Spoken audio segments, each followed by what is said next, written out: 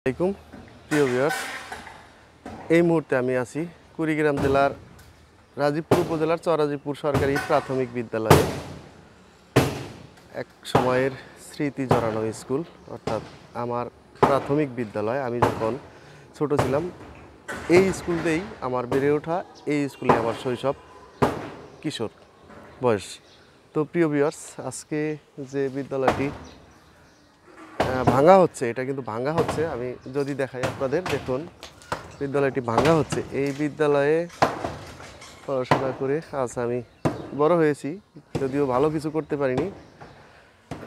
তো এখানে আমার স্মৃতি, অনেকগুলো স্মৃতি আছে, ছোটোবেলাকার স্মৃতি। এই যে আমার হাত কাটা গেছে, স্কুলের যে জানালার চেঙি মানে চাপে পড়ে এই তিনটা নখ কিন্তু আমার একেবারে প্রায় বিচ্ছিন্ন অবস্থা ছিল। আর সেই স্কুল আজকে ভাঙা হচ্ছে, ভিতরটা কেমন যেন কেঁপে উঠছে। তো প্রিয় ভিউয়ার্স, আমি দেখাবো, আসলে বিদ্যালয়ের অনেক কিছু আছে দেখানোর, স্মৃতি যেহেতু আছে, চলুন আমি দেখাচ্ছি। চরাজিপুর সরকারি প্রাথমিক বিদ্যালয়। এই বিদ্যালয়টি যদিও এখনও নিচু হয়ে গেছে জায়গাটা, আশেপাশে স্কুল, এখানে চরাজিপুর আলিম মাদ্রাসা, পাশে ভবন মাদ্রাসার, আর এখানে এই সাইডটা প্রাথমিক বিদ্যালয়। অনেক পুরানো একটা স্কুল, স্কুলটি 1938 সালের স্থাপিত হয়। 1938 সাল থেকে স্থাপিত। আর যে ভবনটি ভাঙা হচ্ছে, এই ভবনটি কিন্তু 1987 সালে করা হয়। আমি তখন স্কুলের যাই সবে মাত্র।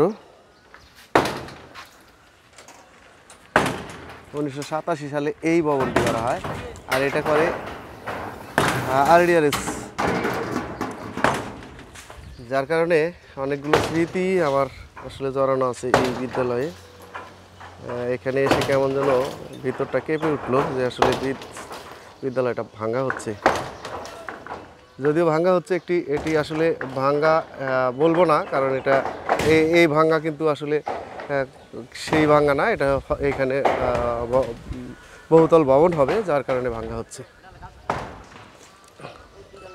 তো ভিতরে নিয়ে গিয়ে আমি আপনাদের দেখাবো। এখানে সম্ভবত আমার নাম এখনও আছে এই স্কুলে। এটা ছিল আমাদের লাইব্রেরি রুম, আমরা যখন পড়াশোনা করতাম এটা লাইব্রেরি রুম ছিল। আমার যে হাতটা কেটে গেছিল, এই যে জানলাটার এইখানে হাত রেখে এটা চাপাইছিলাম।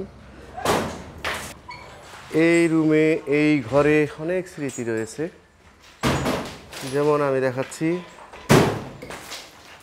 এটা বৃত্তিপ্রাপ্ত ছাত্রছাত্রীদের নামের তালিকা। সর্বপ্রথম বৃত্তি পায় 1980 সালে, তারপরে 84, 85, 86, 87 সালে 2 জন। এভাবে 88, 89, 90, 91, 92, 93, 94 গ্যাপ গেছে। 95 সালে এখনও নামটা রয়ে গেছে। 95 সালে আমি কিন্তু বৃত্তি পেয়েছিলাম, আর নামটা আজও রয়ে গেছে। ঘর যদিও ভাঙা হচ্ছে।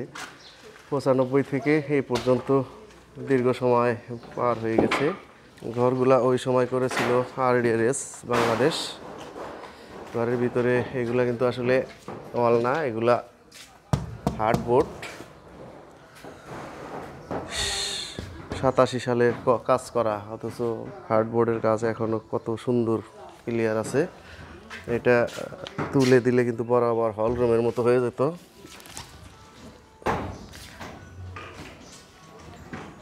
এটা ক্লাস 3 ছিল, অর্থাৎ 3য় শ্রেণীর রুম ছিল। এটা স্মৃতি অনেক আছে। আমি যে বলছিলাম আমার হাত কাটা গেছিল, এই জায়গায় ধরে আমি হাত, এই জানলাটা দিয়েই আমার হাত কাটছিল মূলত। যখন আমি ছোট ছিলাম, স্কুলে কাজ হচ্ছিল, বাঁশের কাজগুলো আমার আব্বাও করেছে, এগুলা বাঁশের কাজ করেছে।